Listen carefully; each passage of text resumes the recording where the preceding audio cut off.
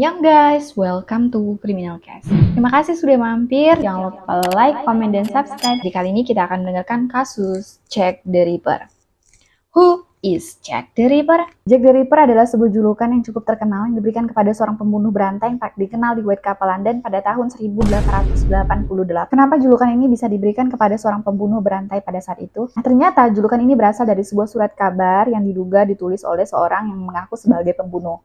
Akhirnya berita tersebut meluas di seluruh media massa. Namun, terdapat beberapa anggapan bahwa diduga surat tersebut ditulis oleh seorang jurnalis yang bertujuan supaya orang tetap mengikuti berita tersebut sehingga mereka juga memiliki keuntungan tersendiri dalam berita si Jack the Ripper.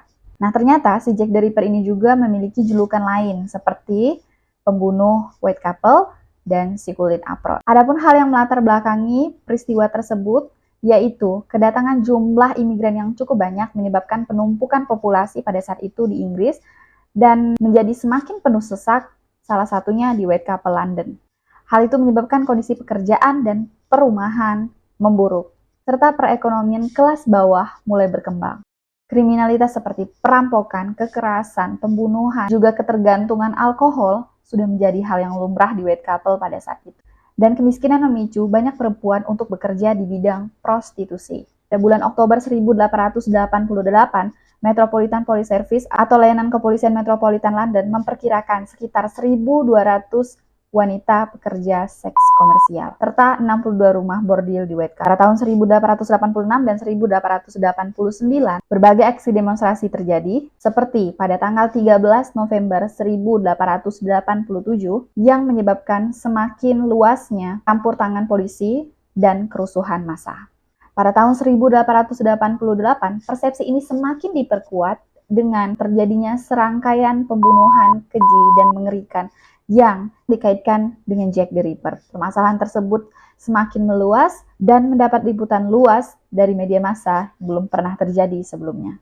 Sebenarnya ada banyak pembunuhan sebelumnya yang dikaitkan dengan Jack the Ripper. Namun, berdasarkan investigasi secara lebih mendalam, terdapat perbedaan corak atau pola, yaitu pembunuhan sebelumnya yang sempat dikaitkan dengan Jack the Ripper. Sebut saja salah satunya Tabram, yaitu ternyata dibunuh dengan cara ditusuk, bukan dengan cara digorok lehernya atau dimutilasi perutnya.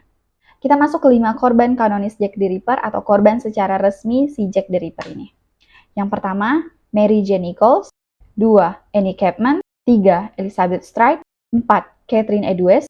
Dan 5. Mary Jane Kelly. Korban pertama, Mary Ann Nichols. Kita sebut saja Nichols. Mayat Nichols ditemukan sekitar pukul 3.40 pagi hari, yaitu pada hari Jumat, pada tanggal 31 Agustus 1888. Mayatnya ditemukan di Bucks Row atau sekarang disebut Darwood Street. Tenggorokannya disembelih dengan 2 sayatan dan bagian perutnya robek terbuka dengan luka yang bergerigi. Sayatan pada perutnya yang lain diduga disebabkan oleh pisau yang sama. Korban kedua, Annie Chapman. Mayat Chapman ditemukan sekitar pukul 6 pagi, yaitu pada hari Sabtu, pada tanggal 8 September 1888, di halaman belakang sebuah rumah di Hanbury. Sama seperti kasus Mary Ann Nichols sebelumnya, lehernya digorok dengan 2 sayatan, dan bagian bawah perutnya dirobek dengan luka dalam bergerigi. They're not really fun. Perutnya robek terbuka dan diketahui bahwa rahimnya telah diambil. Dalam pemeriksaan polisi, salah seorang saksi mengatakan bahwa ia melihat Chapman sekitar pukul 5.30 pagi hari bersama seorang pria berambut gelap dan berpenampilan lusuh. Korban ketiga dan keempat, Elizabeth Stride dengan Catherine Edwards. Jadi Stride dan Edwards ini ditemukan pada hari Minggu dini hari pada tanggal 30 September 1888. Mayat Stride ditemukan sekitar pukul 1 pagi di Dutfield Yard, yang sekarang Henrique Street. Penyebab kematiannya adalah luka gorokan yang memutus arteri utama di sisi leher bagian kirinya. Munculnya ketidakpastian apakah pembunuhan Stride ini berkaitan dengan Ripper, atau apakah Stride melakukan perlawanan selama pembunuhan. Anggapan ini muncul karena tidak adanya mutilasi pada perut Stride. Para saksi yang mengatakan bahwa mereka melihat Stride berjalan pada malam hari itu bersama seorang pria, namun, mereka saling memberikan keterangan yang berbeda terkait penampilan pria itu. Teman-teman Stride mengatakan bahwa mereka melihat Stride bersama seorang pria dengan berpenampilan rapi dan wajar. Sedangkan yang lainnya mengatakan mereka melihat Stride bersama seorang pria dengan penampilan yang lusuh. Sementara itu, mayat Edwes ditemukan di Mitre Square, City of London. Mayatnya ditemukan 3/4 jam setelah mayat Stride ditemukan juga. Tenggorokannya digorok dan perutnya dirobek terbuka dengan luka yang panjang bergerigi. Ginjal bagian kiri dan rahimnya diambil. Seorang warga setempat bernama Joseph Launwen mengatakan bahwa ia melewati alun-alun bersama dengan 2 sahabatnya sebelum terjadinya pembunuhan Edwes. Ia menyatakan bahwa ia melihat seorang pria berambut pirang dengan seorang wanita yang diduga adalah Edwes. Namun, teman-teman Joseph tidak bisa mengkonfirmasi kesaksian tersebut. Pembunuhan Stride dengan pembunuhan Edwes kemudian dijuluki sebagai pembunuhan ganda. Sementara itu, celemek Edwes ditemukan berlumuran darah di dekat sebuah pintu masuk di rumah petak Gulson Street. Dapat tulisan di tembok tempat celemek itu ditemukan, yang kemudian dikenal dengan grafiti Gulson Street. Sebenarnya grafiti itu tidak jelas apakah ditulis oleh seorang pembunuh sebelum ia menjatuhkan celemek, atau hanya kebetulan saja celemeknya jatuh di sana. Kemudian, Komisaris Polisi Charles Warren merasa takut bahwa grafiti tersebut akan menimbulkan kericuhan, jadi dia meminta untuk dihapus saja grafitinya sebelum fajar. Korban kelima, Mary Jane Kelly. Tubuh Kelly ditemukan termutilasi berbaring di tempat tidurnya, yaitu di Dorset Street. Dan mayatnya ditemukan pada pukul 10.45 pagi, yang bertepatan dengan akhir pekan juga, yaitu pada hari Jumat, tanggal 9 November 1888. Lehernya digorok putus hingga tembus ke tulang belakangnya, dan wajahnya hampir tidak dikenali, serta organ-organ di dalam perut Kelly hampir dikosongkan. Jantungnya ternyata juga diambil. Kelima korban kanonis si Ripper ini sama-sama dibunuh pada malam hari. Dan terjadi pada saat akhir bulan, kalau nggak akhir bulan, akhir pekan, atau beberapa hari setelahnya. Mutilasi terhadap semua korbannya sangatlah sadis dan cukup mengerikan. Kecuali Stride, karena Stride diduga melakukan perlawanan pada saat penyerangan. Sementara Nichols tidak kehilangan organ apapun, kemudian Chapman, rahimnya itu diambil, Edwes kehilangan rahim dan ginjal, dan wajahnya juga dimutilasi. Sementara Kelly ini paling parah sih. Kelly hampir tidak bisa dikenali wajahnya karena wajahnya ditoreh-toreh, dan mayat Kelly hancur meskipun hanya jantungnya yang hilang. Secara historis, keyakinan bahwa 5 kejahatan ini dilakukan oleh orang yang sama dan berasal dari dokumen-dokumen kontemporer yang mengaitkan kasus mereka bersama-sama dengan mengesampingkan korban lainnya. Pada tahun 1984, Sir Melville McNaughton, asisten kepala kepolisian dari Metropolitan Police Service London dan kepala Departemen Investigasi Kriminal atau CID, menulis sebuah laporan yang menyatakan bahwa pembunuhan White Couple memiliki 5 korban dan hanya 5 korban. Beberapa penelitian mengemukakan bahwa pembunuhan ini tidak dilakukan lagi berasal dari seorang pembunuh tunggal. Ada juga yang mengatakan bahwa 5 korban ini merupakan mitos si Ripper. Karena menurut mereka, 3 korban seperti Nichols, Chapman, dan Edwes sudah pasti saling terkait. Tetapi tidak ada kepastian dengan kasus Kelly, Stride, dan Ripper, dan juga dengan Tabram. Sementara pakar lainnya menganggap bahwa 6 pembunuhan termasuk Kelly dan Tabram adalah karya seorang pembunuh tunggal. Sejumlah tim di kepolisian akhirnya diterjunkan dari rumah ke rumah untuk menyelidiki ke seluruh White Couple.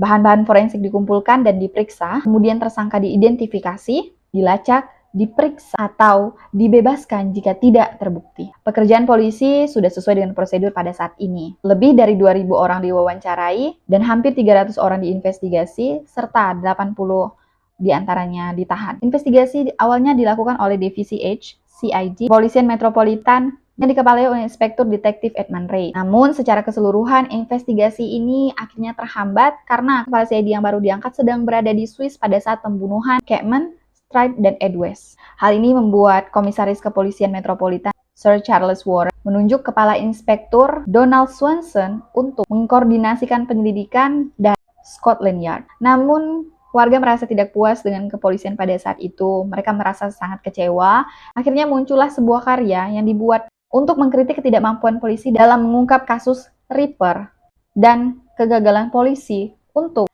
menangkap si pembunuh, memperkuat sikap radikal, bahwa polisi tidak kompeten dan tidak mampu.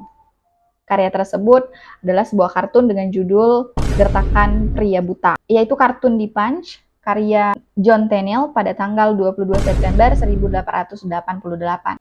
Nah, karena ketidakpuasan terhadap kinerja kepolisian, beberapa warga di SN London yang tergabung dalam kelompok relawan membentuk Whitechapel Vigilance Committee atau Komite Kewaspadaan Whitechapel untuk berpatroli di jalan-jalan guna menemukan sosok yang mencurigakan. Mereka juga memerintah pemerintah untuk menaikkan jumlah hadiah kepada orang yang mengetahui informasi tentang The Reaper.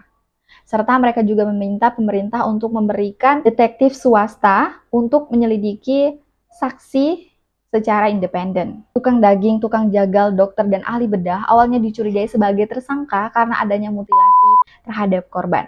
Namun, secara keseluruhan, tukang daging dan tukang jagal hampir semuanya telah diperiksa namun tidak terdapat bukti bahwa mereka bersalah. Thomas Bone menentang gagasan yang menyatakan bahwa si pembunuh memiliki pengetahuan yang cukup ahli dalam bidang anatomi. Karena menurut pendapatnya, pembunuh pastilah memiliki kebiasaan tersendiri yang tergerak untuk melakukan pembunuhan berkala atau dorongan untuk melakukan pembunuhan. Mungkin berasal dari rasa dendam atau penyakit khusus. Pembunuhan yang dilakukan pada akhir pekan atau hari libur dan di daerah yang saling berdekatan menunjukkan bahwa The Reaper ini sendiri memiliki pekerjaan dan menetap di daerah setempat. Pakar lainnya menduga bahwa The Reaper ini sendiri adalah seorang dokter.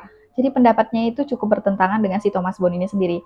Menurut pakar ini, bahwa The Reaper ini adalah seorang dokter atau orang yang memiliki ilmu pengetahuan yang tinggi, memiliki pengetahuan tentang anatomi, dan bisa jadi dia adalah seorang bangsawan ataupun orang yang berkelana ke Whitechapel dan datang dari tempat yang lebih makmur. Beberapa teori mengenai motif si pembunuh telah menghasilkan persepsi budaya yang beragam, seperti ketakutan terhadap profesi medis, ketidakpercayaan terhadap ilmu pengetahuan modern, atau eksploitasi orang miskin oleh orang kaya. Tersangka yang dicurigai pada tahun-tahun setelah pembunuhan meliputi hampir setiap orang yang dikaitkan dengan kasus tersebut oleh dokumen-dokumen kontemporer, serta ada beberapa nama-nama terkenal yang bahkan belum pernah dipertimbangkan dalam penyelidikan sebelumnya. Karena semua orang yang hidup dalam peristiwa tersebut telah meninggal. Jadi, penulis modern bebas untuk menuduh siapapun tanpa menyertakan bukti-bukti sejarah. Tersangka yang disertakan dalam dokumen kontemporer diantaranya adalah 3 orang yang disebutkan dalam memorandum pada tahun 1894, tetapi bukti terhadap mereka tidak cukup mendalam. Meskipun terdapat begitu banyak teori yang beragam dari identitas dan profesi si Jack the Ripper ini, pemerintah tetap tidak menyepakati solusi tunggal. Dan jumlah tersangka lebih dari 100. Ratusan surat yang diklaim telah ditulis oleh seorang pembunuh sendiri. Tapi terdapat 3 diantaranya yang cukup terkenal, yaitu surat Dear Boss, satu posisi Jackie, dan surat From Hell. Pembunuhan ini telah menarik perhatian dari berbagai kalangan tentang kondisi hidup yang buruk di SN. Opini publik terhadap kawasan Whitechapel yang kumuh, sesak, dan tidak sehat merebak. Selama 2 dekade setelah pembunuhan tersebut, kawasan-kawasan kumuh dan buruk dibersihkan dan dimusnahkan.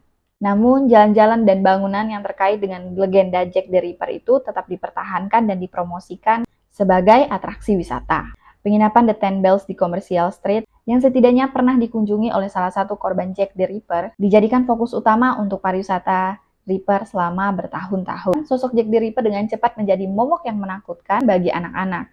Jack the Ripper sering digambarkan sebagai seorang yang menyeramkan dan mengerikan. They ask you how you are, you just have to say that you're fine. You're not really fine, but you just can't get into it because they would never understand. Oke, sekian dulu pembahasan terkait Jack the Ripper. Terima kasih sudah mampir. Jangan lupa like, comment, dan subscribe. Bye-bye.